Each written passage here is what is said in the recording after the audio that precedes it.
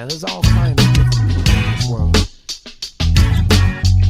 There's only one pie. Welcome to the Team Made Apart podcast, the podcast designed to teach freelancers, contractors, and remote workers, really anyone working apart, how to build better relationships with those they work with and those they work for. I'm your host, Ryan Rogar.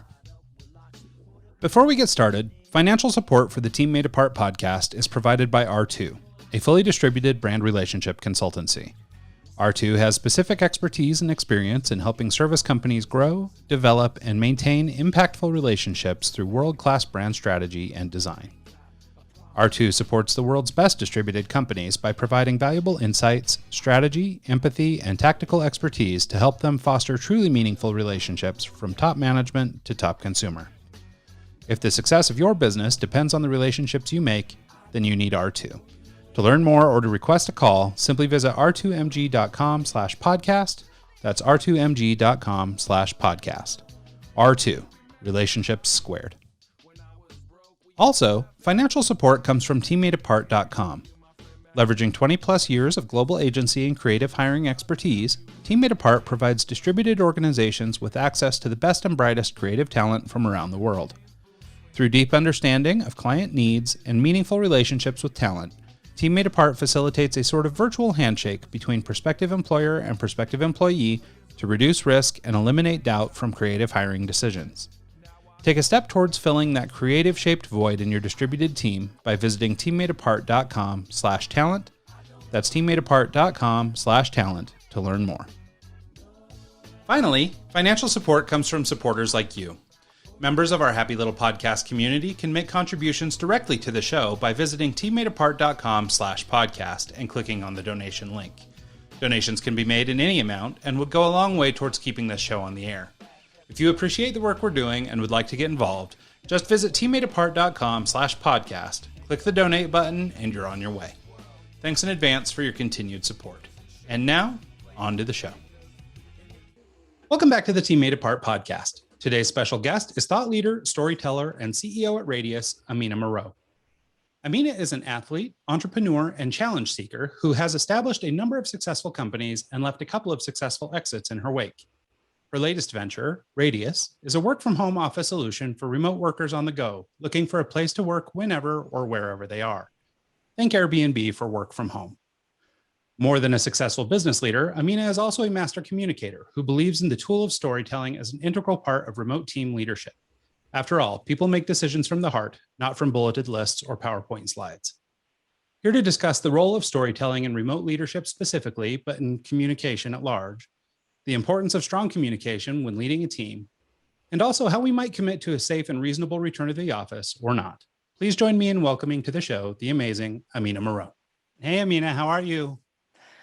I'm great and so flattered. My cheeks are turning a little rosy with that intro. That's so kind of you. Thanks. Well, good. I mean, it's sort of like a super brief life sketch. There's actually a lot more story there. And so I wonder if maybe we could start this conversation with that. Let's talk a little bit about who you are, where you come from, and how we ended up here. It's been a windy journey, but in a nutshell, I have a background in both psychology and storytelling. And I feel like those are two critical skills that every human should probably have, because psychology is kind of the programming of our brain, and storytelling is how we connect with each other, right? From caveman days to today. And so my entrepreneurial journey has largely been in the storytelling space and helping people just communicate better with each other, whether it's in a marketing sort of context or a public speaking context or just having a good conversation. And I feel like that's relevant in pretty much every industry. And sometimes we don't necessarily give it the attention that it deserves. Or on the flip side, these days storytelling has become a little bit of a buzzword and it's become meaningless because of it. So I'm really passionate about clarifying that and using it as such a powerful tool for getting ideas across to the people you care about. Yeah, no, I think you're right. I mean, in life and in remote work, right? Obviously, being able to carry a conversation is a critical skill.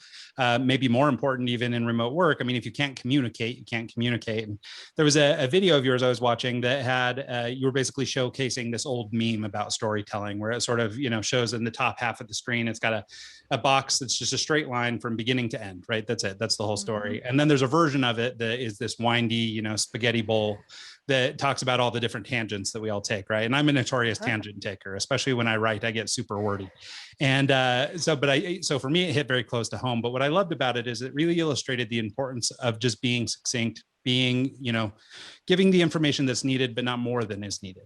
And I think that that's a really important skill in especially business communications. Do you mind talking a little bit about just sort of developing some good skills for business communication? Yeah. Well, one of them is reading the room, or, the proverbial room, and understanding not just what you want to say, but what your intended audience needs to hear, which requires some empathy, sometimes requires some research. But knowing, when people think about storytelling, they think primarily, well, what do I want to communicate? But that's only part of the equation. The other part is really understanding who your counterparts are and what their needs are, what their desires are, what their pain points are, in order to create a message that's relevant to both of you. So that's one. And I think the other big one, to your point about being succinct, that's definitely part of it. But I like to say that the order in which information is presented is sometimes more important than the information itself. And I love using the analogy of the joke, right? If we're at, I don't know, happy hour and we got a really great joke to tell, if we tell it out of order and we lead with the punchline, the whole thing is going to flop.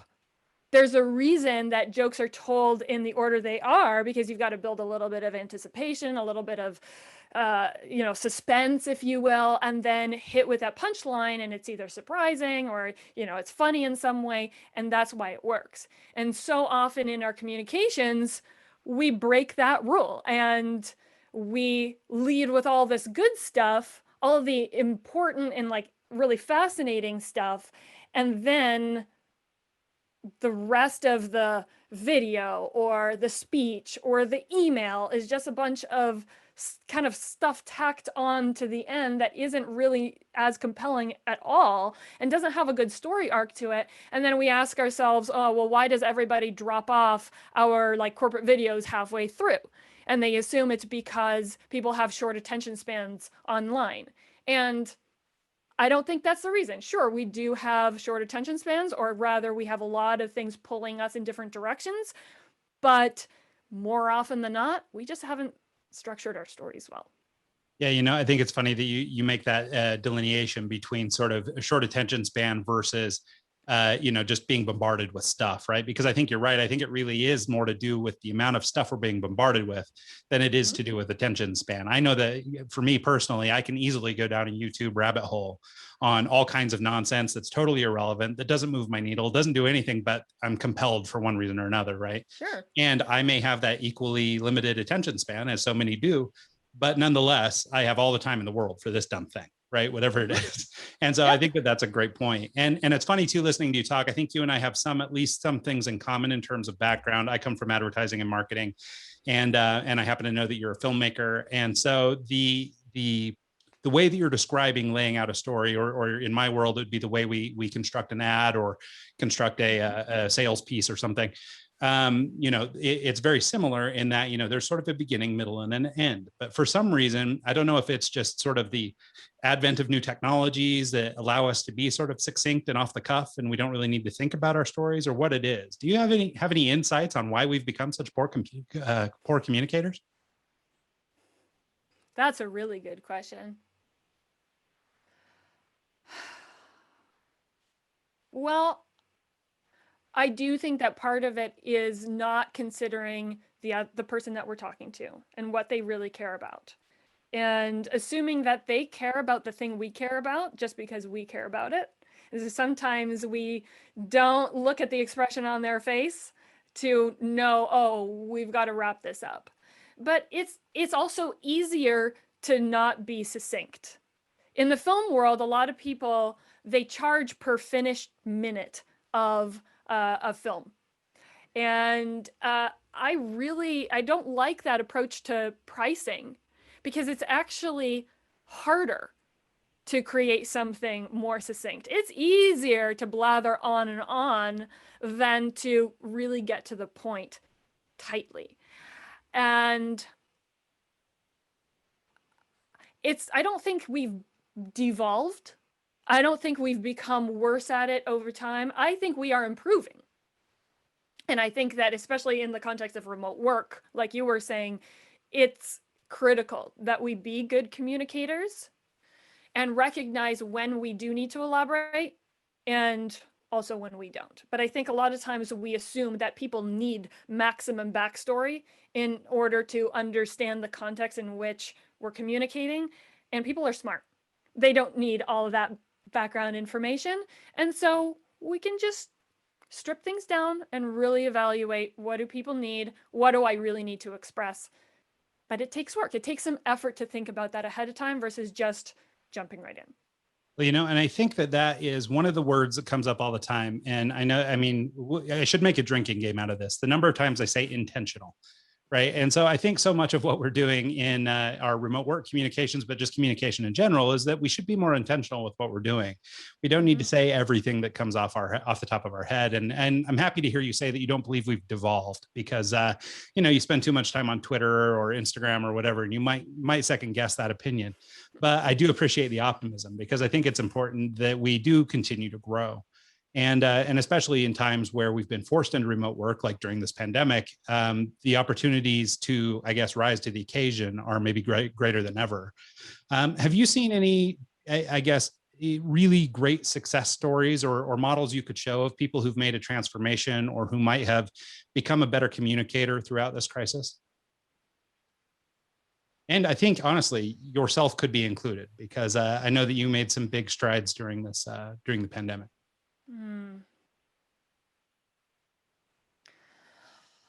Well, I mean, I could talk about myself for hours. I will say that there are definitely things that have improved about my own communication that have been critical to the success of building the team that I'm building right now. And it's largely around the idea of assumptions. So the startup that I'm building, we have a small team that we've assembled remotely during a pandemic. Some of us have never met in person before, but have been working together for months. Some of us in different capacities for almost a year, and never have been in a room together physically. And one of the mistakes that I was making from a communication standpoint at the beginning was assuming that people didn't want to be bothered on weekends out of respect. Sure. Because yeah, I'm asking, it's a weekend.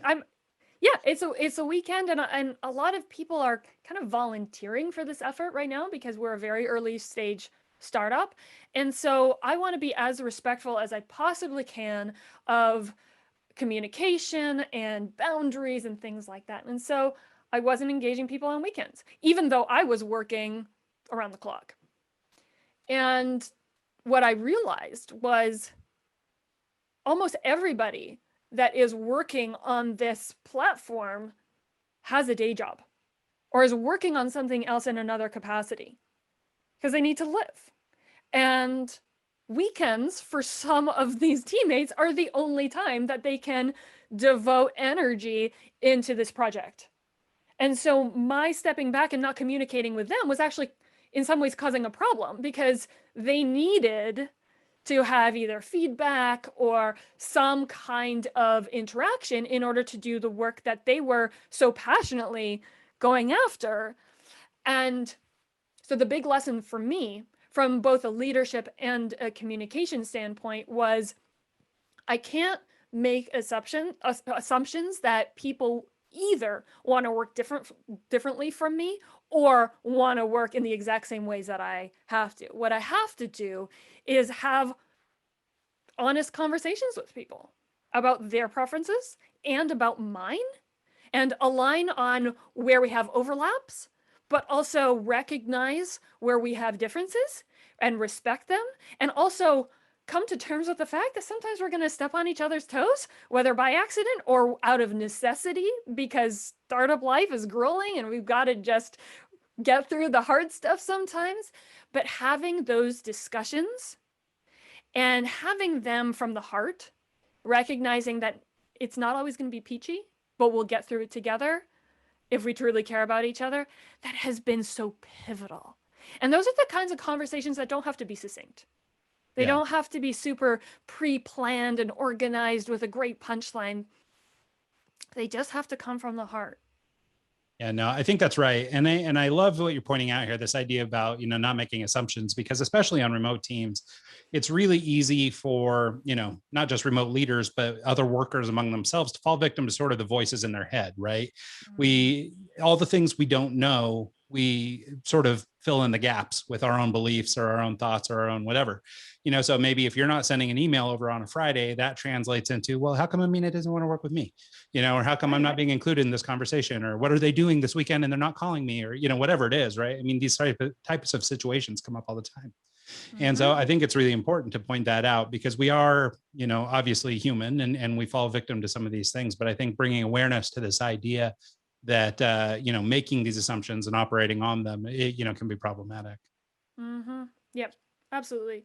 And I think also just recognizing that well-intentioned actions can have unintended consequences. And so those assumptions that I was making them out of respect for the people that were giving me so generously their time. So it's not like I was ill-intentioned, but it had negative consequences. And so I also think that a level of humility and vulnerability and just being able to take a step back and critically assess how are we conducting ourselves, what are our behaviors, and being willing to even self-criticize in an objective way, not to berate ourselves, but to just be open to improve is going to go a long way. But then, another drinking game catchphrase is vulnerability being thrown around. I think that there are different types of vulnerability, but simply being open to feedback from our teams, that is a level of vulnerability, and some are more willing to show that than others.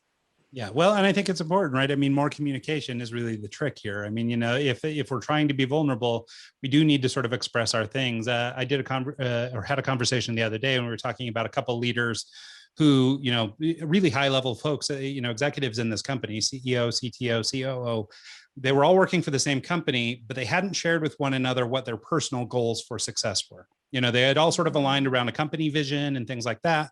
But, and I'm just making this part up, but, so-and-so wants to live in Bermuda, so-and-so wants to just work from home, so-and-so wants, whatever. And each of them have these different objectives that they're working towards, but they're not communicating them to one another, right? So while we feel like we're united around this common cause, which is our business, we're actively working against one another in some cases because we're not aware of what's going on. So I think it's really important to share those ideas. Yeah. And if I can take that a step further too, I feel like this transition that we're in the middle of, that doesn't have an end in sight quite yet, into remote and hybrid work, there really is going to be an evolution. And I believe quite strongly that companies aren't just going to set a policy, announce it, and then we'll be off to the races. I feel like this is going to be an iterative process, that we're going to maybe put something out there, test it, get feedback, try to break it, improve on it. And that's harder to do. It's easier to just set it and forget it. But I think that setting it and forgetting it is going to be more prone to bigger failures than this idea of continuous improvement. But that's where communication becomes even more critical, because when things do encounter a roadblock, there is a kink to work out, we have to be able to talk about it openly so that we can improve it together, and also recognize, hey, that was imperfect, our bad, let's move on, let's learn from it and make things better. But if you don't communicate about it, then people might assume, management doesn't know what they're doing. versus making it a team effort. So everybody has buy-in and feels like they've been a part of crafting it. But then because there have been a multiple of perspectives infused into the vision, you're accounting for that diversity of perspectives, and it's more likely to work, I believe, in the end. Yeah, no, I think you're right. And I think what you're describing is sort of, or it feels like anyway, sort of the startup mentality, right? This is the way that a lot of companies are being built these days, where it really is. You start with a small bootstrap team and you sort of build, you get your MVP out there and then you iterate and iterate and iterate, right? Versus maybe some of these older dinosaurs or these more archaic, larger organizations that have been doing things a certain way for so long, right? So I think you're right that the ability to be agile and communicate openly about it is really going to help some companies succeed, or at least come out of this situation that we find ourselves in now a little better off than the competition. Yeah.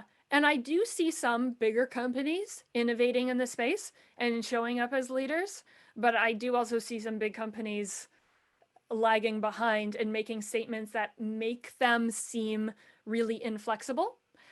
And that's not to say that they're all just saying, oh, everyone's going to come back to the office 100%. Yeah. I think there are more gray areas to it than that. But one thing that I think is key for companies to be considering right now and not later is that now is the opportunity to show up as a leader in a very quickly evolving space.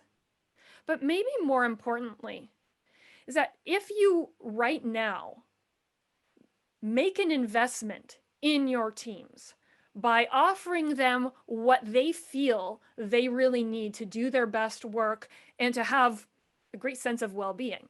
If you do that now, you will be perceived as an employer that truly cares about their team. If you do it months from now, when everybody has done it and you've been left behind, and then you start implementing these flexible policies that give people more freedom, you're going to be perceived as the laggard that had to do it. Not because they cared about their team and wanted to offer it as quickly as possible, but as an employer that was going to be left behind if they didn't do it, and so they were forced to. Yeah. And those teams are going to suffer because of it, and some of the key players on those teams might move on simply because they recognize, hey, this wasn't a genuine move. Yeah.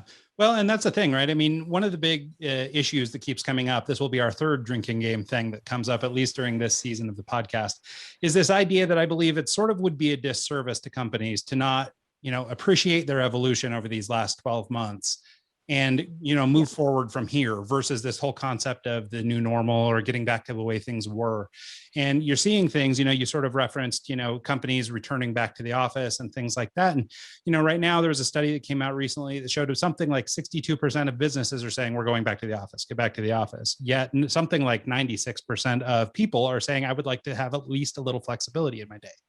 That doesn't necessarily mean fully remote or whatever. Maybe it's one day a week or whatever, but nonetheless, they're looking for flexibility.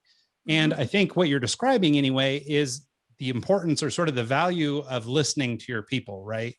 And I think that there's kind of a two-way street that has to happen here, right? You need to look at business objectives and things like that. And can your business thrive this way? And maybe if you have some data that says we can't, then maybe we could work with that data and try and understand why we couldn't maybe be remote.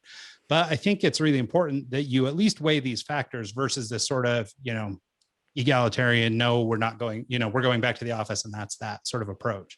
So I think you're right. And this goes back and maybe to our storytelling topic, which is this idea of communication and how do we communicate what it is we actually want to do? I mean, I suspect most of these companies of this 50, whatever, some percent that say we're going back, I imagine with a little bit of finessing, they probably don't really mean 100% back to the office. I don't care what you think.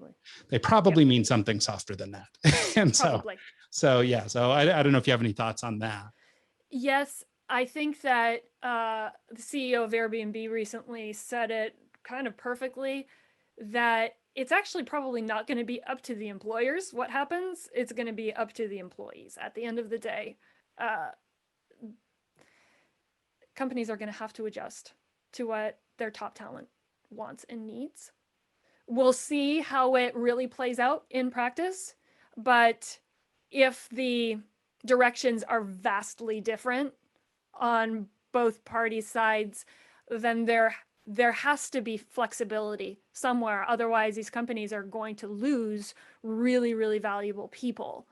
And I don't know that they're prepared to do that at the, Yeah, no, just because they were inflexible. So I agree with you. I think that those who say we're coming back to the office, I think that they either are recognizing that that is a semi-permeable membrane, that there will probably be a hybrid plan put into place, and some companies probably don't realize it yet, but will eventually soften their stance.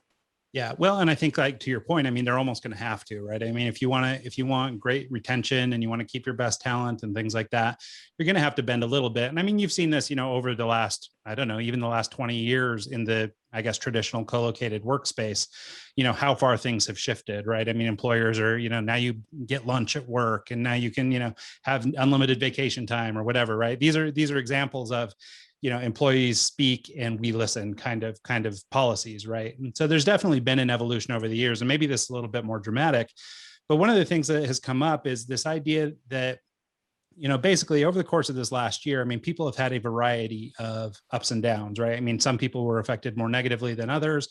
Some have managed to thrive, whatever. But this idea that we could go back to the way it was, just run back to our office and that's that, and not take into account sort of the things that have gone on. Maybe people have lost family and friends. Maybe they've got a spouse who lost a job and needs to stay home now, or, maybe, I mean, who knows? It could be a broad range of things. But I think the point I'm trying to make is that I think it would be a disservice to the people who've suffered over the last year to try and pretend it didn't happen. And rather, we should be looking at our evolution, looking at our innovation, and then taking those things and applying them to wherever we go forward, versus this, idea of going back to the way it was. Yeah, I think that's a really great sentiment. We have to recognize that. And people keep throwing around the term new normal. And I don't know, I feel like it's kind of a new future, maybe. We have some opportunities here to make things better, more empathic, more with a higher priority on well-being. And when I say that, I don't just mean rest and work-life separation, but connection to one's work. People do their best work when they're intrinsically motivated to do it. And when there's too much friction, that's when you lose that drive to just do it because you love it, not because you're being paid, not because your boss expects you to, but because you love your work.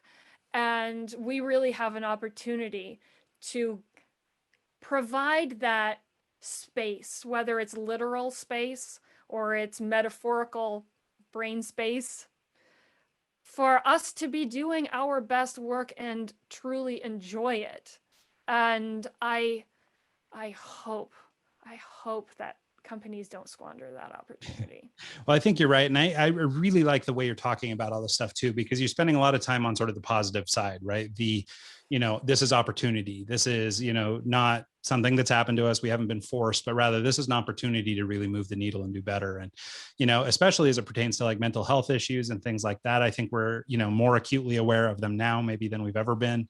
I mean, in terms of physical health and other things, a lot of companies were making progress in that path, prior to the pandemic, but now during it, I mean, it's become front and center. And so I think we're seeing a lot of that evolution and companies taking advantage.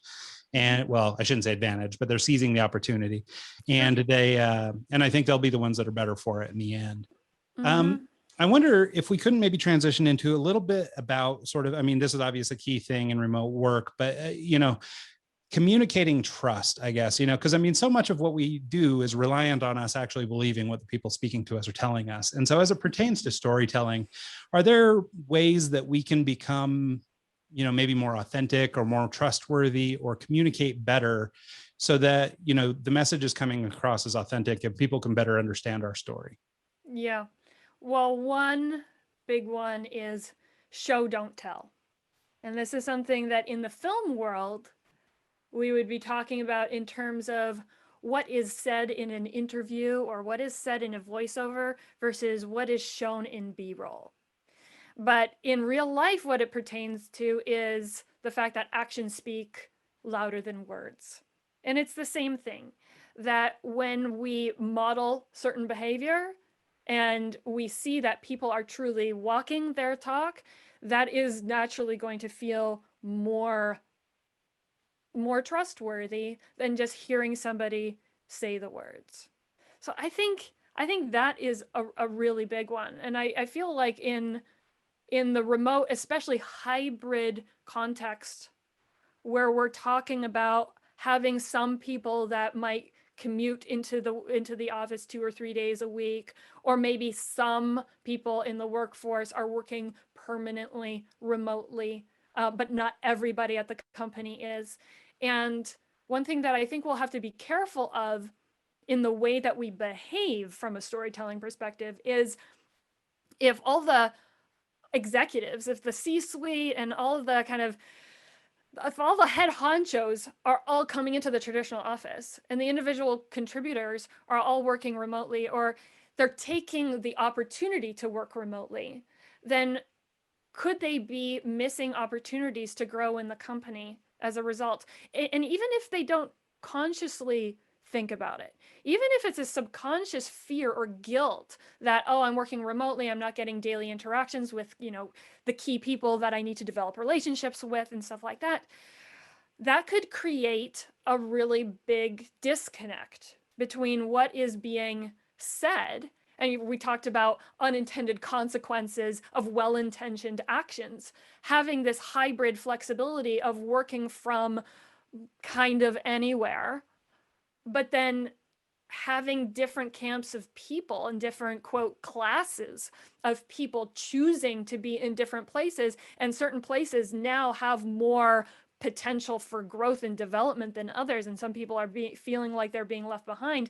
They might feel like that message of freedom and well-being and growth was disingenuous, even though it was genuine. So I really think that we have to pay attention to how we actually execute the policies that we talk about.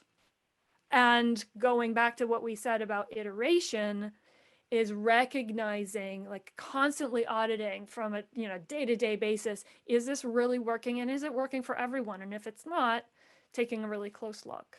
Yeah.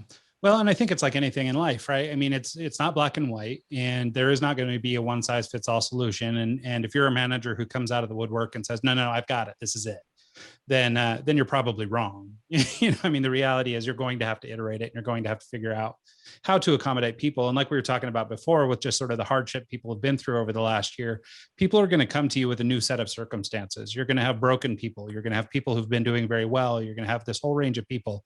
And so to try and pretend that there's a one size fits all solution that's going to cover everybody's base is I think, naive. So I think you're very right in that. Yeah. Oh, go ahead. If I can just add one more thing, I do also feel like, so there are companies that have fostered trust pre-pandemic, who have really put a great emphasis on culture. And I think that they will have an easier time with this transition than those who have been a little bit more bottom line focused and saw fostering culture as just a means to an end. And the distinction is narrow between those two, but I do think that it makes a difference. So it will be more of an uphill battle for those companies who haven't fostered trust. And maybe that's an obvious statement, but I also don't think it's impossible for them. It's never too late to improve your culture. And that's why I am seeing this as an opportunity to do just that for any size company, any age company. We all have an equal opportunity here to foster that trust and greater well-being in our teams, which will improve the bottom line at the end of the day. But to just, yeah, we have an opportunity now, but it's a short window. Well, and I think you're right. And I think it's that attitude, right? It's that willingness to be open to change. And, for people who are doing this right pre-pandemic, I mean, obviously there are, many companies who stand out as, folks who've been thought leaders in this space and who've done a really good job with, corporate culture and that sort of thing. But, there's certainly, equally as many or maybe more who are not known for their great company cultures. And, and I always joke that it's more than just a ping pong table, right? I mean, like there's a little bit more, put up or shut up kind of stuff going on here. Back to your idea of show, don't tell. It's not really about the jargon you can push out. Rather, it's about your actions and showing people how you can really, do what you say you'll do. And so I wonder, in the spirit of sort of this idea of do what you say you do you have any thoughts about communicating authenticity? So this is another one of those buzzy words that comes up all the time about being authentic. And, we talked a little bit about trust, but I think there's a little bit of a difference between the two things. Is there a way that we can sort of communicate our true selves without sounding too hokey in our storytelling? I mean, and, I guess what I'm trying to get at is, I see on social media all day, or I actually met you through the Clubhouse app, and you get on there and you listen to people speaking all day. And there are a lot of people who are just kind of pontificating, and they come off as sort of not inauthentic or not particularly genuine. They're busy going down the bullets that they've got in front of them, but they're not actually coming off as much of an expert. Is there something to this, communication style that could lead us to be maybe a little bit more authentic in our communication? I feel like you must have seen a recent tweet of mine where I said something along the lines of, how come those folks who preach about authenticity often come off as the most fake? And the responses I got to that question were, they were eye-opening. They were very funny, some of them, but it's kind of like bragging about having humility. If you're a humble person, you're not going to talk about it. And so I think a lot of people who are speaking up about authenticity, or I've seen some clubhouse rooms with titles like looking for authentic people only. And I just wonder, I've never set foot in one of those rooms because I have this, I'm going in, like, I have this assumption that that's going to be the least authentic room of all of them in my list. And maybe I'm being too judgmental. Yeah, maybe I need to open my mind a little bit. I doubt it though. And so, but it's the same thing as, seeing the room that says, 10x success secrets today, that kind of thing. It's the same thing, right? People are promising, but it would be mighty tough to deliver that. And if you really could, what are you doing on Clubhouse? You're going to be fine elsewhere. So, anyway, it's an interesting thing for sure. I do think it's a little bit of a chicken and egg equation though. And a good analogy that I can think of is Seth Godin wrote once on his blog about how you need to have a baseline level of trust in order to even show generosity.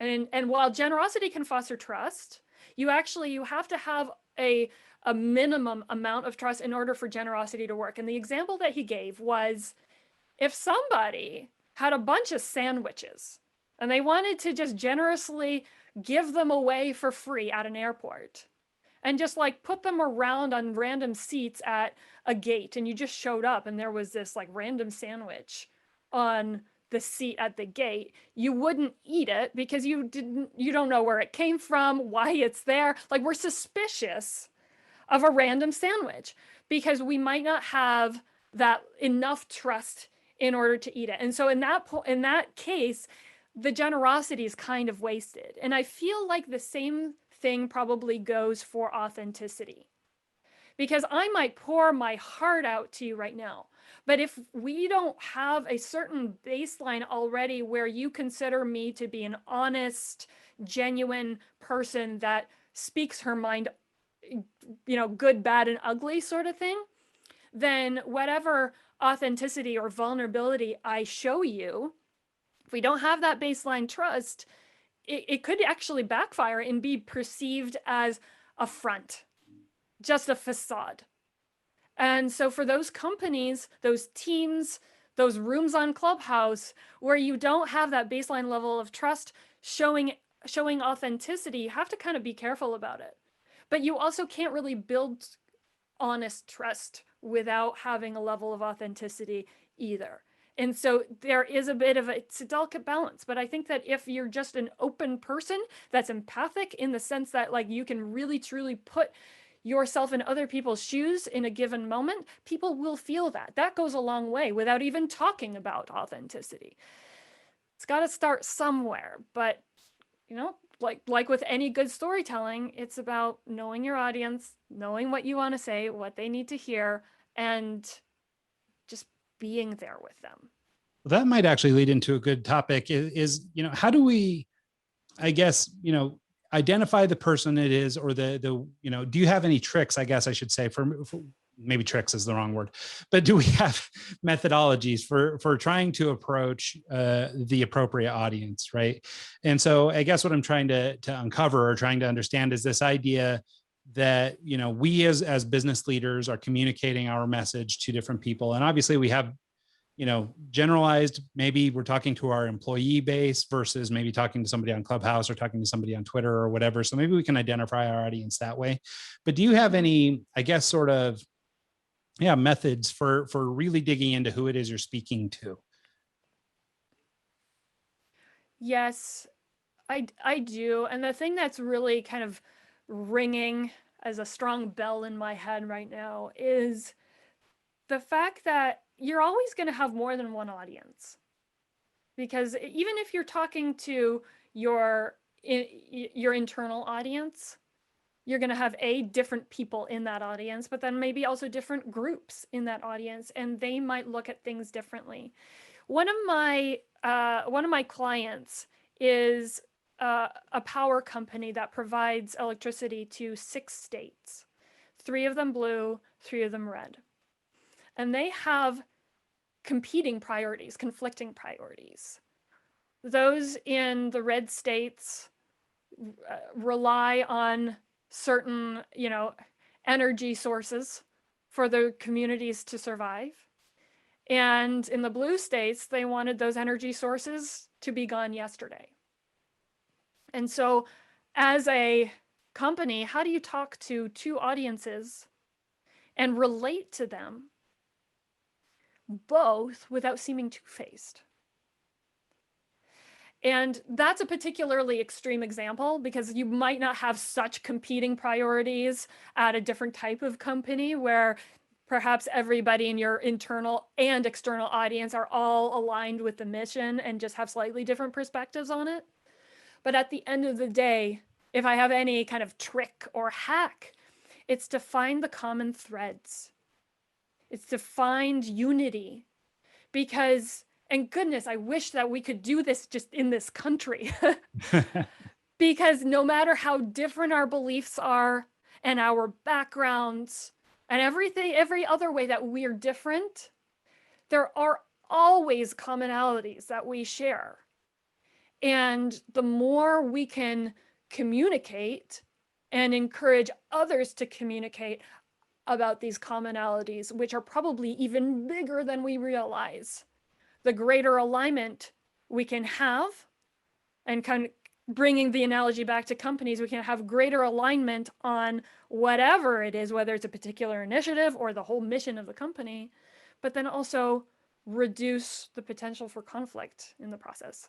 Yeah, no, I think that's right. And I think it's a really great point. So thank you for sharing that, because I think the concept of discovering common thread, I mean, not only is this true in remote leadership, right? I mean, we're trying to figure out, we're all working for a unified cause or whatever. And sure, some of you might be, just to use the political analogy, some might be more blue and some might be more red, but altogether we work at one company. And so we have this unifying thing in between us, or in a broader sense, we all want, health, security, air, water, these things, and so even at the most extreme, you can probably find some kind of common ground.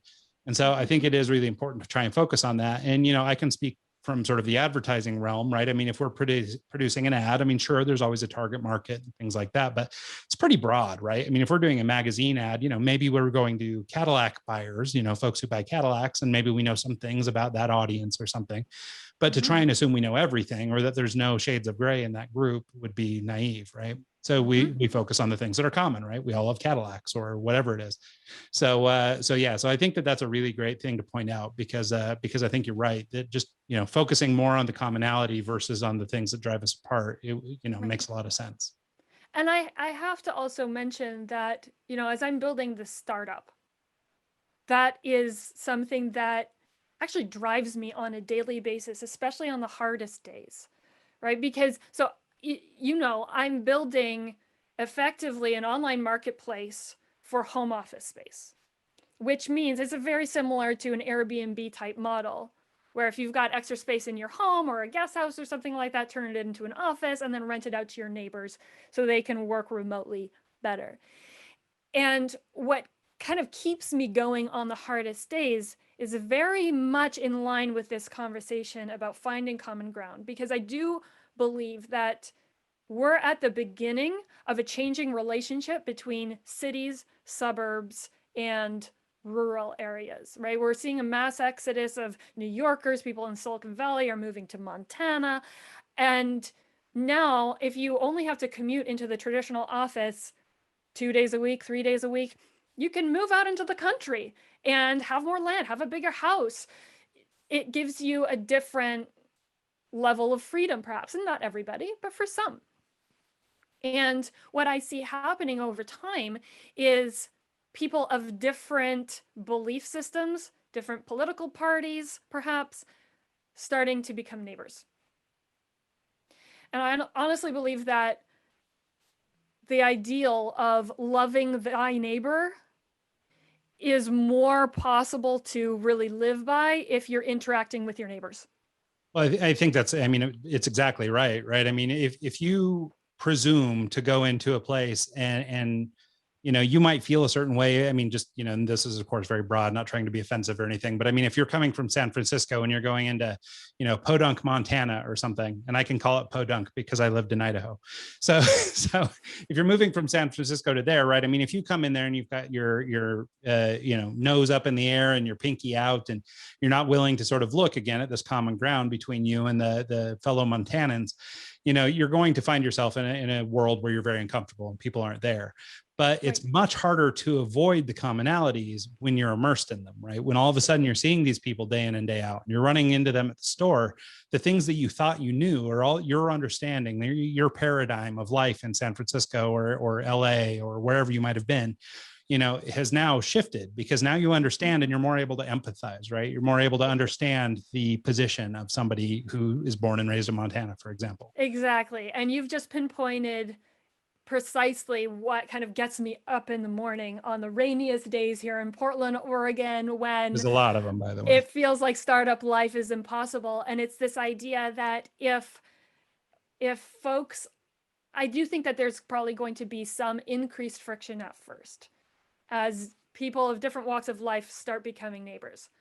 But if my company and other companies like it can help foster more conversations, because person of type A is maybe renting a space from person of type B, and now they're interacting on some even a small level of collaboration, then you have now a common ground. And perhaps, I mean, if my little startup can grow a little bigger and then a little bigger and bridge divides in this country and maybe beyond, oh my goodness, like my life purpose will have been fulfilled. Well, yeah. I mean, what I think is so great about your idea, and again, the company we're talking about is Radious. This is her startup, and like she mentioned, it's sort of an Airbnb type setup. You have a home office, and you're willing to rent it out to people who might need the space. I think you're exactly correct that I mean, we used a broader, more general example, San Francisco to Montana or something, but the reality is, I could be from Austin and fly into Montana and then work at somebody's house in Montana. And so not only is it just sort of the general difference in terms of location, but it's also sort of the personal differences between me and this individual. It's a little more intimate, right? Because we're sharing something on a deeper level than we would at sort of some superficial level, or if we were working at a WeWork or something, right? Like you don't maybe get the essence the same way you would in a situation like what you've got. And what I think is so interesting, or the way I think about what you're working on, is it's almost like a micro co-living. I mean, you might not be staying there, but, for the day, you guys are all working together. And if somebody happens to have some space, maybe they've got 3 or 4 people working there or something. And, and I think that can make for some really interesting things.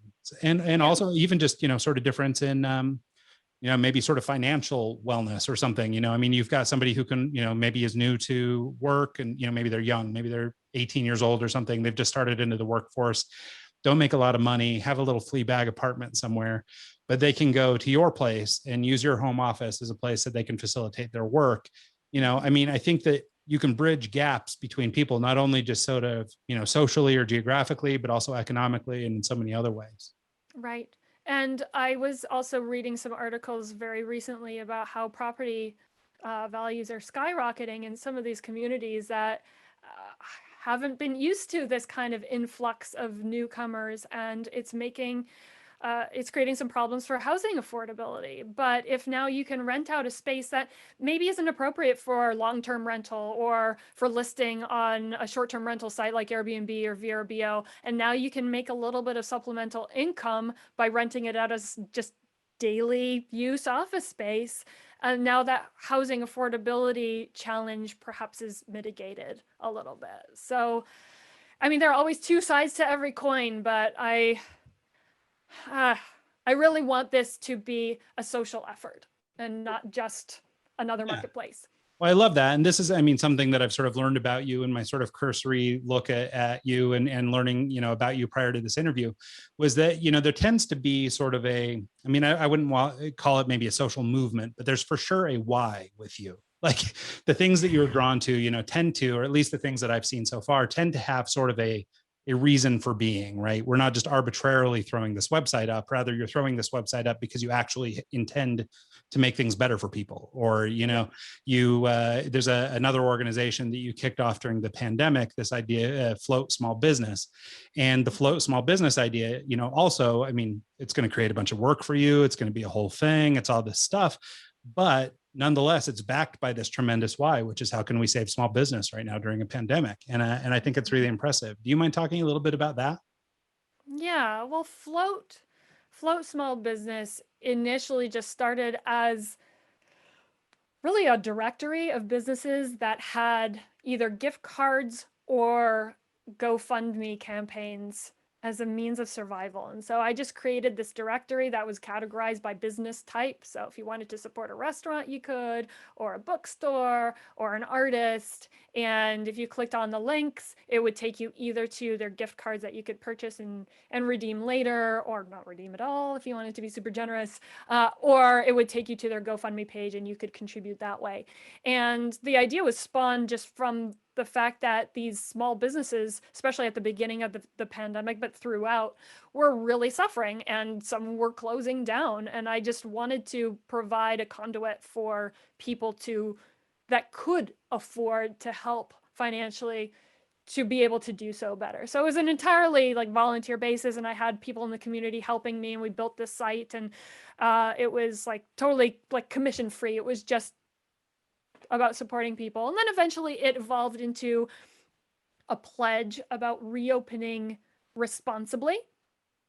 And this was before we really had mask mandates. It was before we really knew what responsibly meant. But we were a community that was coming together and listening to our governments, but also just putting our common sense hats on. And how can we make our customers and our employees feel safe? And so we created the pledge. And then eventually we launched a podcast also where we could speak to small businesses about how they've found a way to survive so that other small businesses could learn from mistakes, but also from successes too. And I have to say that creating this initiative in 2020 helped me survive 2020 too, just from an emotional perspective, because I get so much satisfaction and just purpose from helping people, but I just saw things all crashing down around me and I just felt kind of useless. What can one person do in this situation? And so Float Small Business was a way to do that. And it just gave me a North Star in a very difficult time. So as much as it was about helping other people, I wouldn't have survived 2020 without it. Well, and I think back to this concept of common ground that we've been talking about, right? This was a North Star for you, but I imagine it was also a North Star for many of the people who used the platform or made the pledge or appeared on the podcast, whatever. And, this gave them something also, so, and again, the common ground was we all needed guidance. We all needed a North Star, and here it is. So I think that's really beautiful.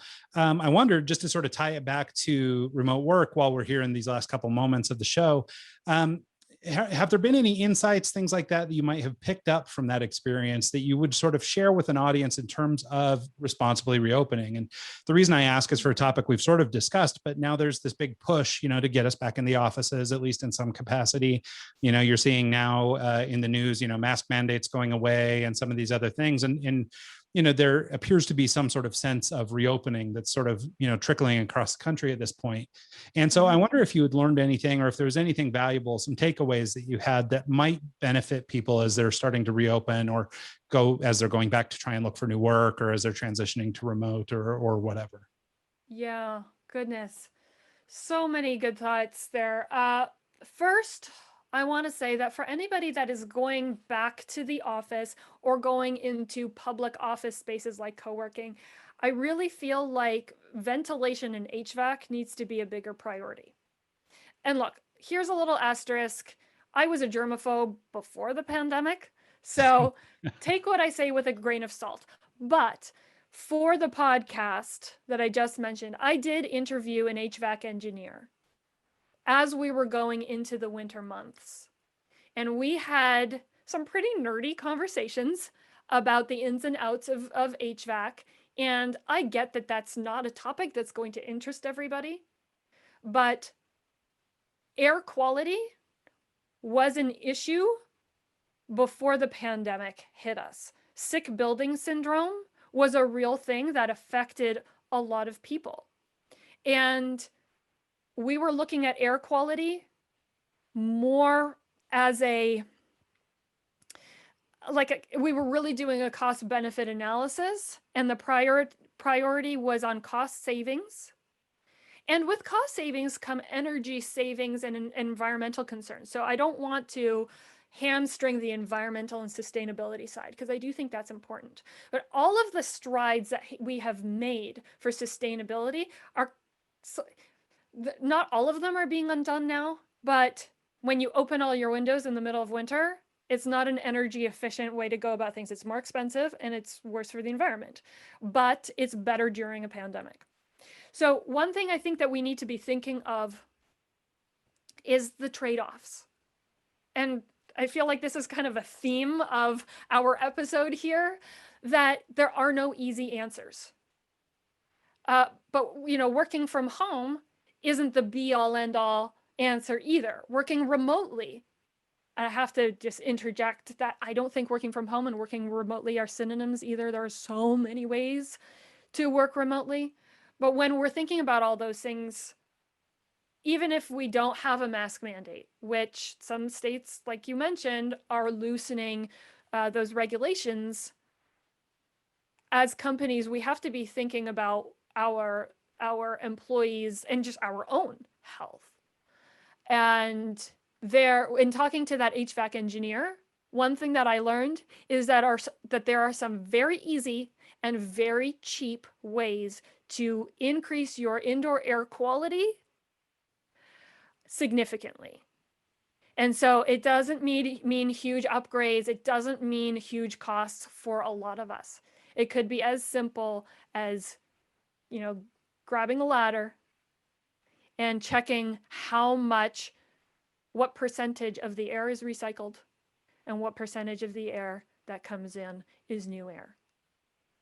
And playing with that ratio. It could be as simple as that. Yeah. But we're not doing it. It's interesting. So in my research, I did happen to come across this episode where you were talking to this HVAC guy. And one of the things he was talking about, and this is, not super remote work related, but I will do my best to tie it back, is, he was talking about humidity in buildings too, and how, the higher the humidity, or sort of within a range, there is a greater resistance to, viral infection and things like that. And again, it's a relatively easy fix. And, actually we had I host another business centric podcast. And on that show, on eggs, we had a guy named Dr. Jeff Gusky, and same thing. He's experimenting with humidity and, raising humidity levels indoors for reasons of, reducing viral, transmission. And Right. so it was really interesting that your guy also said the same thing, right? Because we heard this and, we put disclaimers all over it, because we don't know anything, but at the same time, it was interesting, the parallels in the story. But I think the point is right, which is, as it pertains to, building sickness and some of these other problems. I mean, we may have been sticking too many people in buildings. This is the building we got to get people in it, right? But maybe now, if hybrid situations are part of our future, or we may be operating in a new configuration that requires less bodies in a space, our air quality is going to be better. We might be able to raise that relative humidity to keep Dr. Gusky happy, and we might be able to have more and more fresh air coming in to keep your guy happy. And and we may find that we're better able to take care of the health of not just ourselves, but of the people who work for us by doing that. So it may actually end up being kind of a little gift, if you allow people to work from home, at least part of the time. You may find that you can now keep your building in better condition, and you can keep the air quality better. And by doing that, you're doing a lot more good than you are bad. Absolutely. I think there's also been a big question about whether employers are going to let their leases lapse and offload some of their real estate because they don't have as many workers coming back into the office. And maybe some people are working only 2 days a week from the office or not at all. But I think on the flip side, we might want to ask ourselves whether that real estate will still be utilized, because now people have to be 6 feet apart or more. And so now you actually do need extra space in order to house fewer people. So there's going to be a lot of let's just see how it goes. Yep. We can make some predictions, pit, right? but yeah, we can make some predictions. But I think we're going to be learning some very important lessons as this thing evolves. Yep, I think you're right. And I think has been the theme for many of the topics we've brought up, this idea that we might know it all is probably inaccurate. So I think it's probably better sometimes to just kind of go with the flow, stay abreast, be smart, do all those things. But at the same time, just we got to wait and see a little bit. So I think that's right. So Amina, before we get out of here, do you want to tell people where is best to track you down online, whether it's, at your company websites, LinkedIn, or wherever else? Yeah, certainly. I'm probably, out of all the platforms, I'm probably most active on LinkedIn. So just search my name and I should pop up pretty quickly. And like I said, the platform that I'm building now for this remote office space solution is at radious.pro, and Radious has a quirky spelling. It's RADIOUS.pro. And we are, at the time of this recording, building up our waiting list, and we are piloting with a small group of folks and really proving the concept and learning our lessons, and we'll be scaling from there. So keep an eye out for us. Awesome. Well, yeah, we'll make sure we share all those resources in the show notes and everything else. Well, thanks so much again. I'm really grateful for you to have sat down and spent this time with us. I think that the value of storytelling in our communication is critical, and with communication maybe being the most important thing, or one of the most important things in remote work, I think it's really important for people to hear what you had to say. So thanks again so much. Thanks for having me. Absolutely. And thanks to everybody who tunes in this week and every week, and we'll see you all next time. I don't owe you anything. I don't know you